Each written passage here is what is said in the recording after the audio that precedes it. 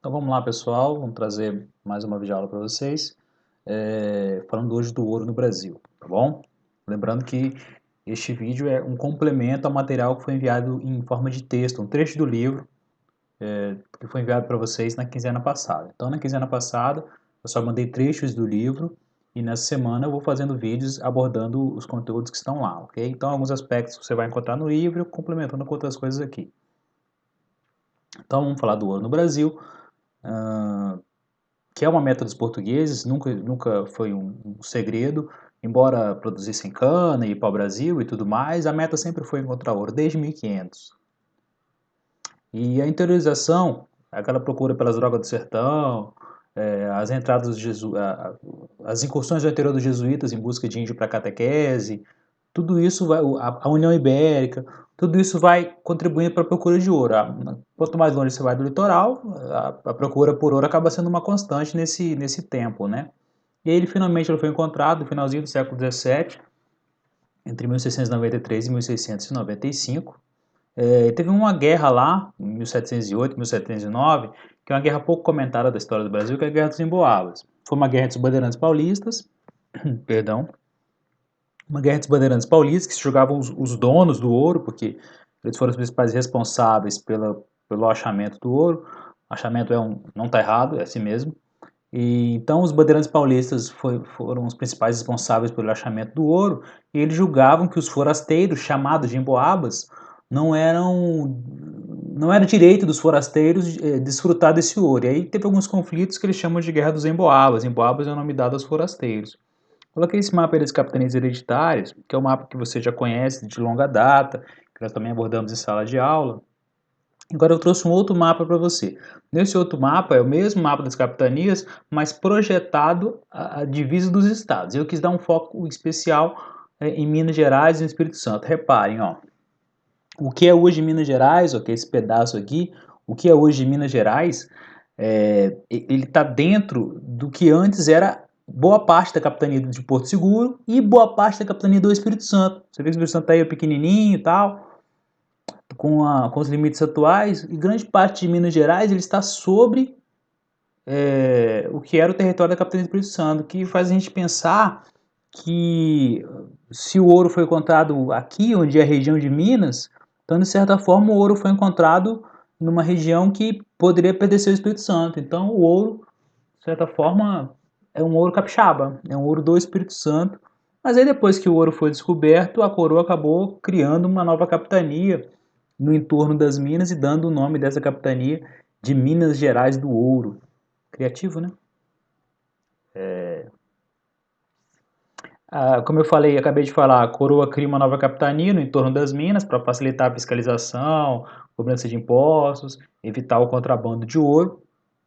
Essa capitania em Minas Gerais, em 1720, no comecinho da colonização, você fala assim, e antes de 1720? Antes de 1720, aquele território estava ligado à capitania de São Paulo. Depois de 1720, você teve uma capitania independente de Minas Gerais. Multidões foram para Minas Gerais, de várias partes do Brasil, também de Portugal. O ouro desperta isso nas pessoas, né?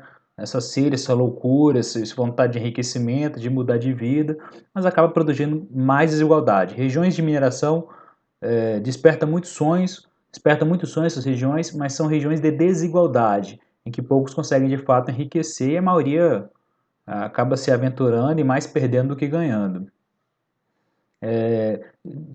Está ligado à descoberta do ouro, a criação de cidades como Ouro Preto e Vila Rica, daí aquela arquitetura rica, aquelas igrejas adornadas com muito ouro, com muito luxo.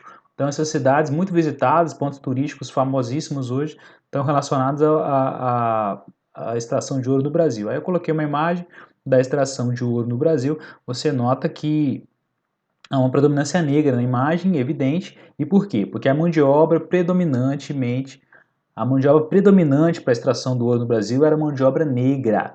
Nós estamos no final do século XVII, começo do século XVIII, 1700 e pouco, a escravidão ainda predomina aqui no nosso país.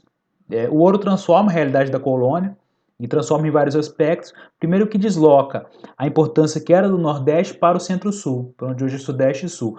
Na colônia, no começo da colonização, sinônimo de riqueza, sinônimo de poder era o Nordeste, pelo sucesso da cana. Por isso os holandeses não quiseram invadir o Sudeste, os holandeses quiseram invadir o Nordeste, que era a mina de ouro, a mina e que despertava o maior interesse neste momento no mundo inteiro. Então, com o achamento do ouro, você tem um deslocamento da importância do Nordeste para o Centro-Sul, para o Sudeste. São Paulo cresce como fornecedor de itens básicos, então os caras que vão para Minas precisam comer, precisam de carne, de arroz, feijão, e quem produz principalmente esses produtos para Minas Gerais é São Paulo. Então São Paulo começa a despontar como uma capitania muito poderosa nesse momento. Rio de Janeiro é o porto de saída do ouro, e é por isso, por ser esse porto de saída do ouro, que o Rio de Janeiro mais tarde, estrategicamente, vai se tornar a capital. Então a capital também ela sai do Nordeste para o Sul, com o Rio de Janeiro se tornando a capital depois de 1763. E também por ser o porto de saída do ouro, o Rio de Janeiro ele vai ter um comércio muito forte, muito diversificado no século XVIII. Né? Os navios estrangeiros, principalmente da Inglaterra e de Portugal, que trazem produtos, vinhos e tecidos, coisas mais luxuosas, eles chegam no Rio de Janeiro. Então o Rio vai ser esse centro de comércio de luxo do Brasil. E vai ser o centro que vai escoar o ouro que sai de Minas Gerais. A coroa precisa lidar com coisas novas agora, com movimentos questionadores, que até podia existir antes, mas agora eles têm mais força porque há mais recursos envolvidos, há maior disputa por riqueza. Uma coisa é você disputar cana, outra coisa é você disputar ouro. E aí você tem alguns movimentos importantes ligados ao ouro. A Guerra dos Emboabas, que foi o que eu falei, guerra entre bandeirantes e forasteiros. Você tem a revolta de Filipe dos Santos, de 1720, que é uma revolta que questiona a cobrança de impostos por parte da coroa, e a coroa cobra pesados impostos, né? A Inconfidência Mineira vai acontecer mais tarde, mas também acontece no mesmo espaço, então a coroa, com a descoberta do ouro, vai ter que lidar com novos problemas também. Eu acabei de falar que havia uma alta tributação, havia o quinto do ouro. Todo o ouro que era produzido, um quinto ia para a coroa. Ainda tinha derrama, se não atingisse uma produção anual de ouro, haveria uma cobrança de ouro forçada. Havia também tributação sobre alimentos, que era alta, havia tributação sobre o uso de pontes, o governo construía pontes, e aí você tinha que pagar para passar o famoso pedágio, né? Então era uma tributação muito alta. Ok? Então vamos ficar por aí e a gente deixa para outro vídeo o restante do conteúdo.